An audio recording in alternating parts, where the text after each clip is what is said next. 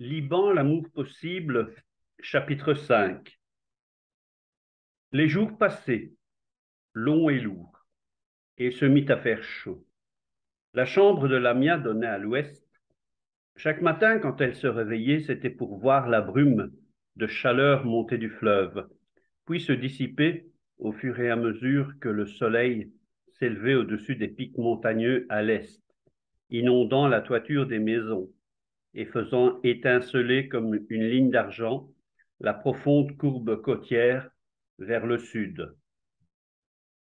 Les fleurs des champs commençaient à se faner, mais les roses et le seringa fleurissaient encore dans le jardin sous sa fenêtre.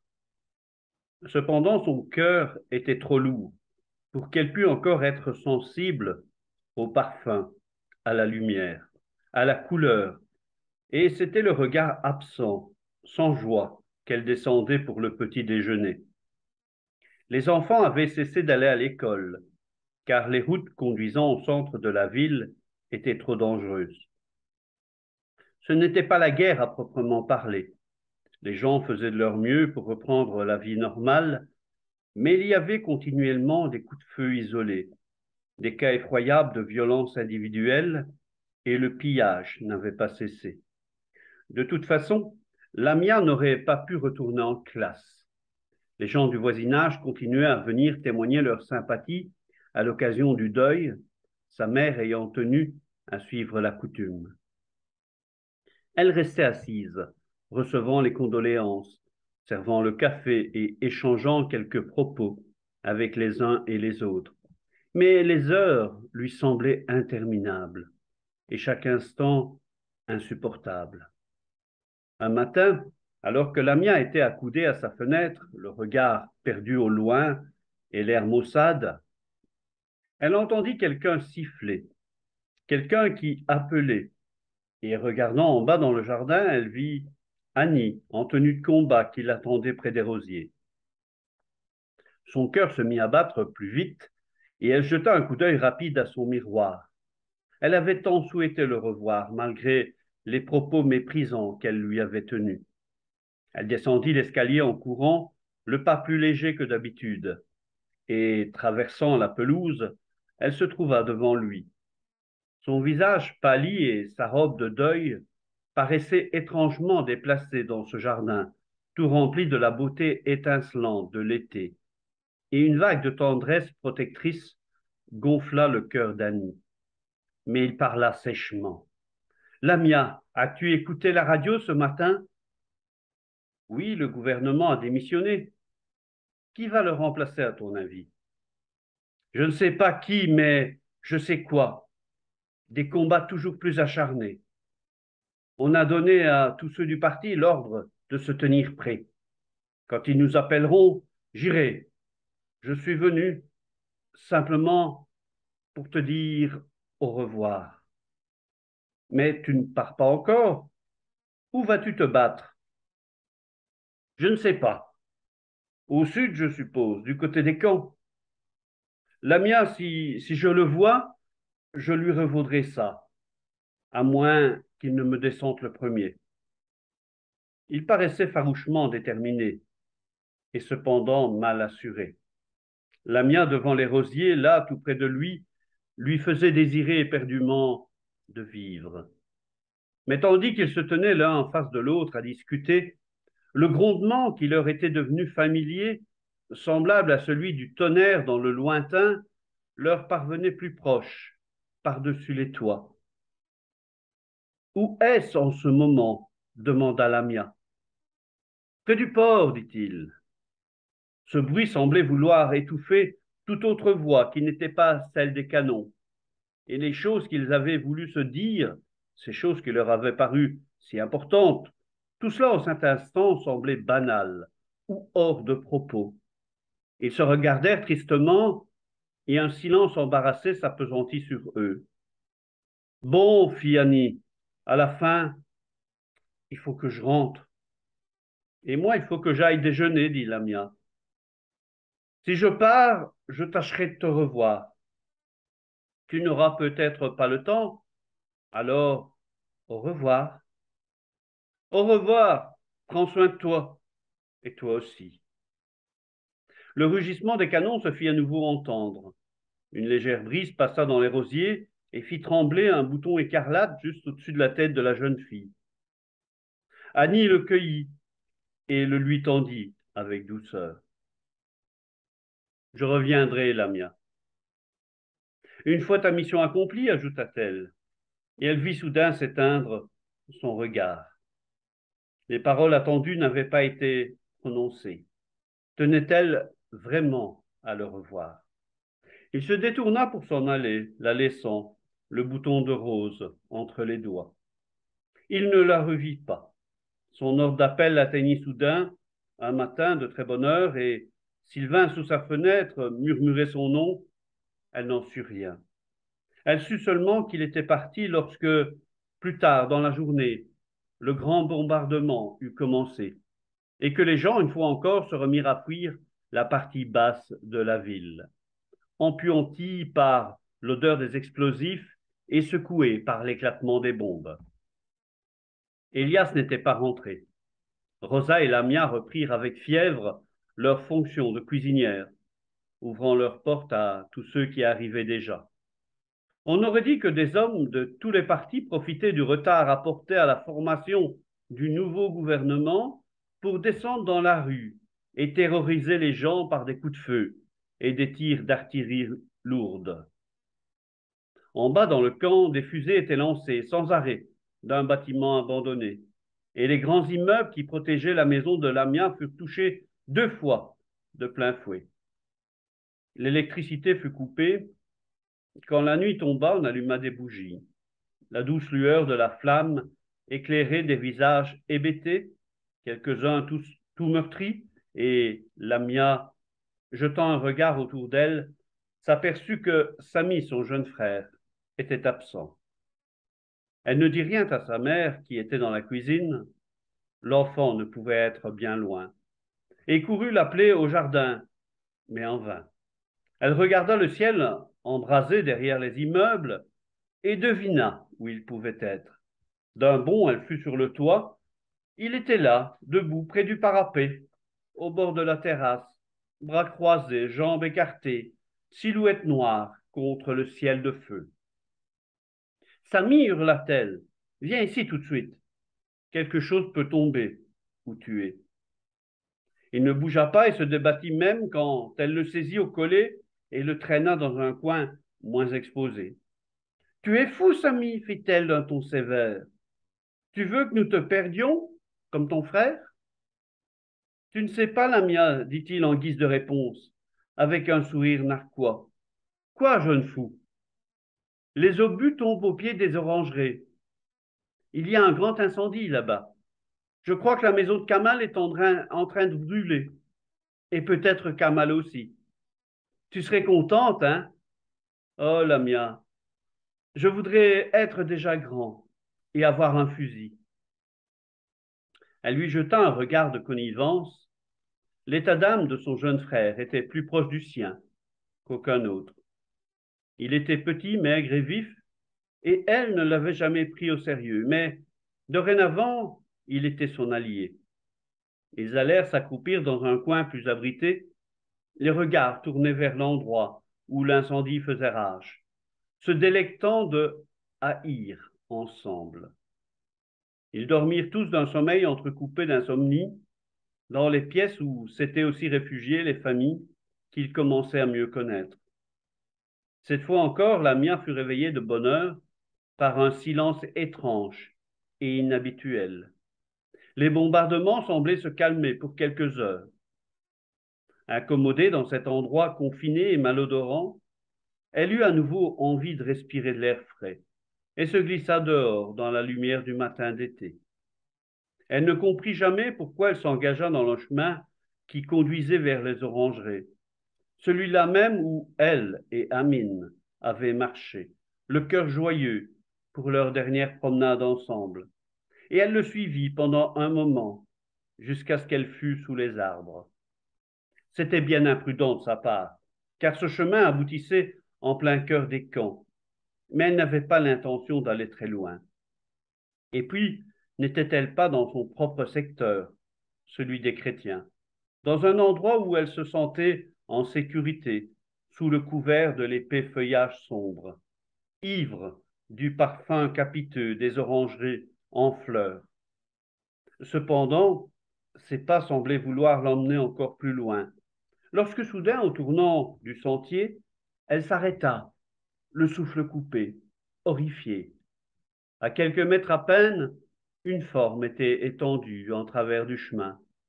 Elle comprit immédiatement ce que c'était, et sa première réaction fut de crier et de s'enfuir. Mais le souvenir d'Amine trouvée étendue sous les orangers lui fit retrouver son sang-froid, et elle eut une envie folle de voir qui cela pouvait bien être. Elle rassembla son courage, fit quelques pas et se pencha pour voir. Une femme vêtue à la façon des réfugiées palestiniennes était étendue, face contre terre. Elle avait dû s'enfuir, blessée, d'une maison en flammes. Et trébuchant, ne sachant de quel côté se diriger dans l'obscurité de la nuit, elle s'était égarée en territoire ennemi et était venue tomber sous les arbres. Elle avait une blessure à la tête, causée sans doute par un éclat d'obus, et ses vêtements étaient tachés de sang. Elle était bien morte, et Lamia ne ressentit aucune pitié pour cette femme, qui était de la race de ceux qui avaient tué son frère. Mais se demanda soudain Lamia, est-elle bien morte? Et son cœur fut secoué par une peur qui, à cet instant, la glaça, car le manteau qui recouvrait le corps venait de se mettre à bouger. Clouée sur place, elle regardait, incapable de faire un mouvement, tandis que les plis du manteau se soulevaient et s'abaissaient comme si quelque chose se débattait par-dessous. Enfin, le bord s'écarta et Lamia vit apparaître deux yeux sombres et brillants qui la fixèrent, deux yeux ensommeillés, plantés dans un petit visage brun, tout barbouillé. Il la scrutait, étonné, mais non effrayé, à travers une masse de boucles emmêlées. Maman, dit l'enfant, et les coins de sa bouche s'abaissèrent. Il fit des efforts pour se dégager, puis s'accroupit tout contre le corps inerte, l'appelant dans son langage de bébé, lui donnant de petites tapes, de petites secousses. Mais n'obtenant pas de réponse, l'enfant se coucha contre le corps, se pelotonna aussi près qu'il put, et commença à sucer deux doigts. Lamia regardait, interdite, osant à peine respirer. Elle ne pouvait le laisser là. Un bébé, c'était un bébé. Quelle que soit sa race et sa mère, saurait comment il fallait s'en occuper. Il paraissait avoir 2 ans, mais elle ne pouvait dire si c'était une fille ou un garçon. Se ressaisissant, elle se baissa et prit l'enfant dans ses bras. Il pleurnicha bien un peu au début et se retourna, cherchant sa mère du regard. Mais bientôt il remit ses doigts dans sa bouche et posa sa tête sur l'épaule de Lamia. Après tout, les bras qui l'entouraient étaient douillets et chauds. Et puis il avait faim, et cette personne inconnue lui donnerait peut-être à manger. Lamia rebroussa chemin, sa trouvaille dans les bras, sur le sentier qui montait entre les arbres. L'enfant était sale, noirci par la fumée, et il y avait sur lui une forte odeur, mélangée de poudre à canon et de beaucoup d'autres choses. Mais dès l'instant où il avait plongé dans ses yeux son regard plein de confiance, Lamia s'était mise à l'aimer. Et elle comprit qu'elle allait se battre avec autant d'acharnement pour le garder que pour venger son frère. Moumi veut boire, fit soudain l'enfant. Tu vas boire, Moumi, dit Lamia, en le serrant plus fort contre elle. Ils étaient maintenant devant la grille de la maison et le calme du matin régnait toujours. Les réfugiés de la nuit étaient partis. Uda déjeunait, assise sur le pas de la porte, et Sami dormait encore. Qu'est-ce que c'est, Lamia interrogea Uda en voyant le baluchon. Un bébé, Uda. Il va rester avec nous. Oh, merci, mon Dieu. J'aime bien les bébés. Fais-le voir, Lamia.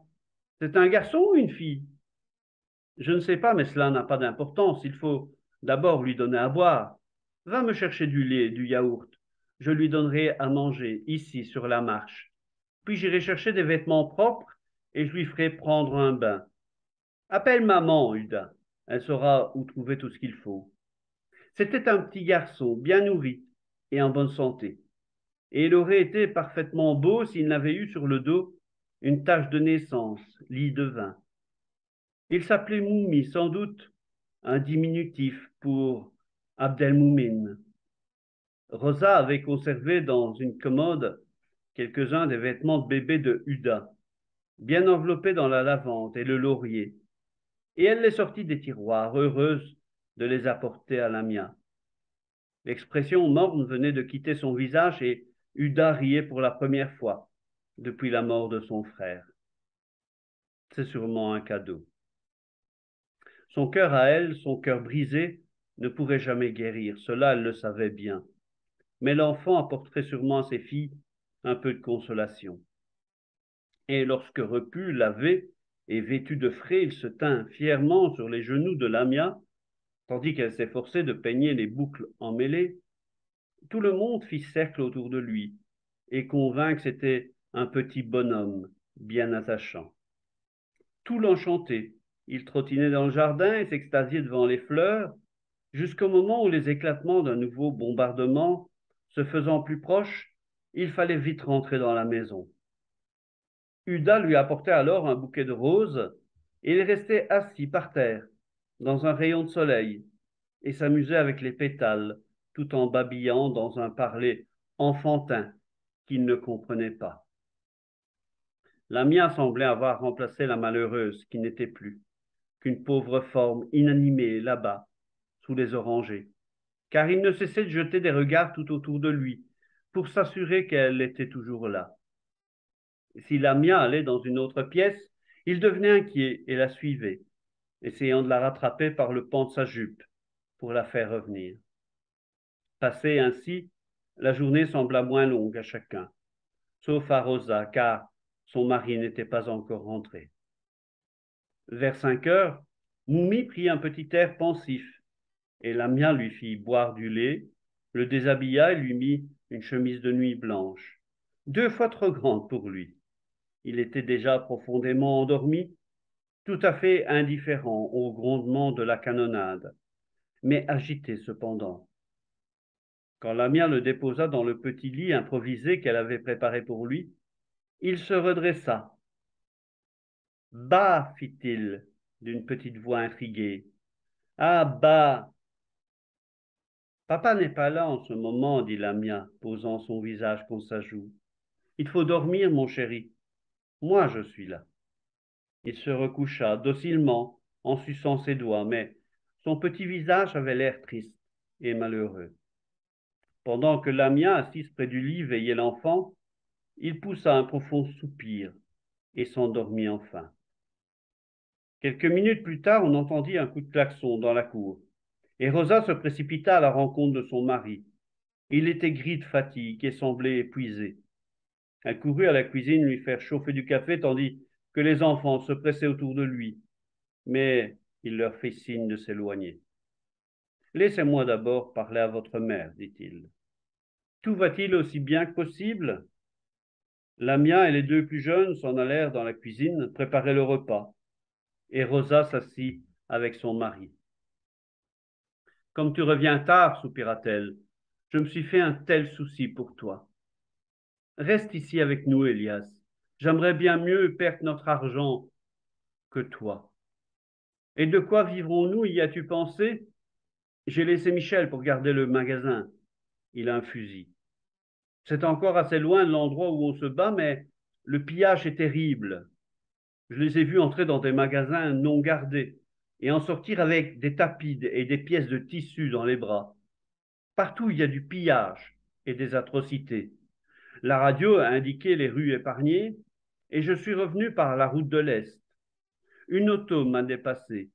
Il y avait, accroché à la plaque minéralogique, un corps qu'il traînait dans les rues. Des femmes étaient sur le trottoir et ricanaient. Elle eut un frisson d'horreur. Ils sont comme les démons de l'enfer, fit-elle. Il la regarda, puis après un moment, continua. C'étaient les nôtres, ajouta-t-il d'une voix sourde. Ils avaient mis un crucifix sur la voiture. L'Église est avec nous. Les frères eux-mêmes sortent des monastères et se mettent aussi à la besogne avec leurs fusils Kalachnikov. Nous devons certes nous maintenir dans le nouveau gouvernement, mais aujourd'hui c'était comme si de tous côtés on se comportait à la manière de démons sortis de l'enfer. Oh, à qui est cet enfant? Rosa hésita un instant et chercha du regard ses propres enfants. Ils se tenaient dans l'embrasure de la porte et elle leur fit signe d'approcher, car elle avait le sentiment qu'elle allait avoir bien besoin de leur appui. C'est Lamia qui l'a trouvé, dit-elle. Sa mère a été tuée. Elle a dû fuir en courant à travers les orangeries, je pense, et la peur l'aura poussée trop loin. Elle est morte de blessures causées par des éclats d'obus. Alors, c'est un petit Palestinien? Oui, mais un enfant. C'est un enfant. Elias, les filles ont été très heureuses de l'avoir avec elles toute la journée. C'est bon qu'il passe la nuit ici, mais demain, en allant travailler, je le porterai au couvent, chez les religieuses. Il eut soudain un grand vacarme.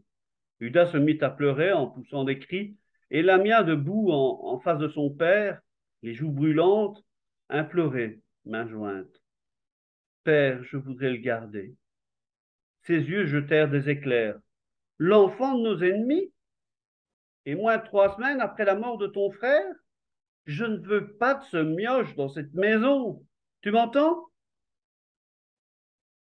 Père, nous avons perdu un frère. Gardons ce petit. Ses nerfs tendus à l'extrême lâchèrent tout à coup et il eut une flambée de colère. Ainsi, tu as le toupet de prétendre que ce petit bâtard peut remplacer votre frère, hein? Tu l'as donc déjà oublié? Tais-toi, petite folle, ou je vais tout de suite le jeter dehors. Le vacarme s'intensifiait. Uda poussait des hurlements et Lamia était en proie à une crise de larmes. Samy tapait du pied et Rosa se tordait les mains. Mais Elias continuait ses vociférations, quand soudain une terrible rafale de mitrailleuses s'éclata non loin de la maison. Ils avaient oublié la cause innocente de tout ce remue-ménage, et personne ne fit attention au bébé quand il s'assit sur son lit en se frottant les yeux. L'enfant pouvait dormir malgré les bombardements, n'importe quel bombardement. Mais ce bruit qui venait jusqu'à lui en ce moment, ce bruit inhabituel, n'était-il pas déjà connu, merveilleux? Ne lui avait-il pas fait défaut? Il avait perdu sa mère, mais il avait trouvé d'autres bras, où il était en sécurité, des visages qui lui souriaient, et à manger autant qu'il en voulait. Son père était parti 2 jours plus tôt rejoindre un commando, et personne ne l'avait remplacé. Les éclats de voix d'un homme en colère, s'élevant pour dénoncer ceci ou cela, rappelaient tout à coup à son oreille quelque chose de familier. Moumi s'extirpa hors du lit et s'avança tel un petit ange tombé du ciel dans le cercle lumineux que faisait la flamme des bougies. Les yeux brillants, encore remplis de rêves, sa trop longue chemise de nuit formant une traîne derrière lui, il alla tout droit vers Elias et posa comme 2 étoiles de mer ses petites mains sur ses genoux. Bas, dit Moumi d'un ton joyeux. Ah, bas! Il se fit dans la pièce un silence de mort. Uda s'arrêta net de crier. Lamia retint son souffle. Moumi avait levé ses petits bras. Elias le souleva de terre et le posa sur ses genoux, comme hypnotisé. L'enfant, lourd de sommeil, se pelotonna contre lui. Sa douce chaleur et son parfum léger le pénétraient, mais avant de fermer ses paupières, et déjà à moitié rendormi, il fit entendre un petit rire étouffé, leva une main et tira sur la barbe d'Elias. Alors, ce fut soudain, Elias se mit à rire tant que les larmes lui coulaient sur la figure. et tout le monde en fit autant. Quand des gens en fuite vinrent frapper à leur porte au coucher du soleil pour demander un abri pour la nuit, ils trouvèrent la famille en train de rire et Élias assis au milieu de la pièce, un bébé bouclé sur les genoux, un bébé ennemi qui dormait en serrant dans sa main le revers de son veston.